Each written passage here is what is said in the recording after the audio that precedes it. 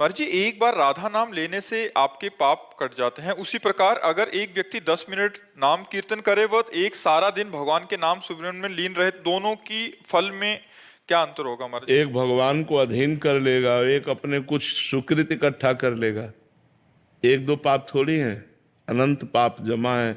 जब से सृष्टि हुई तब से हम यही तो करते रहे, भजन करते रहे थे तो भगवान को प्राप्त हो गए होते। इसका मतलब हमने सिर्फ भजन नहीं किया और सब कुछ किया है। तो अब हम रात दिन जब भजन करेंगे तब हमारे सारे पाप नष्ट हो जाएंगे। एक बार वो तो महिमा नाम की है कि एक बार नाम लिया तो आज जो तुम्हारे पाप हुए वो नष्ट हो गए। लेकिन कल परसों नरसों जो अनेक जन्मों के हैं उसके लिए आपको निरंतर नाम जप करना पड़ेगा। हृदय में जलन होती है, मन भटकता है, इसका मतलब अभी पाप बकाया है। जब तक मन शांत और निर्मल और आनंदित ना हो जाए तब तक नाम जप बढ़ाते चले जाओ और फिर तो स्वभाव बन जाएगा, नाम जप छूटेगा नहीं, अभ्यास में आ जाएगा। इसलिए खूब नाम जप करो। जब तक हृदय में भगवदानंद की अनुभूति ना हो जाए तब तक नाम को पकड़ो, फिर नाम तुम्हें पकड़ लेगा, फिर तुम छोड़ना चाहो तो नहीं छोड़ेगा।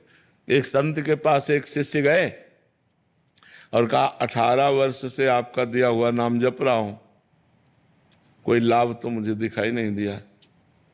तो उन्होंने कहा ठीक है, हम दूसरा नाम देंगे, 24 घंटे का हमें समय दो। तुम हमें गुरु मानते हो? बोले हाँ। बोले तुम्हें हमारी कसम है, अब एक बार भी राम नहीं निकलना चाहिए और कल आना, हम दूसरा तुम्हें नाम दे देंगे।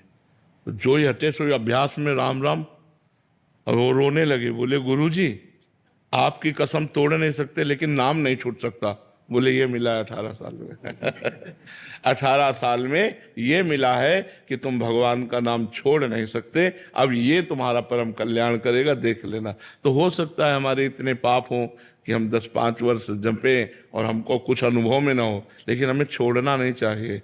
जब असत कर्म फल दे के ही रहता है तो सत्कर्म क्यों फल देकर नहीं रहेगा?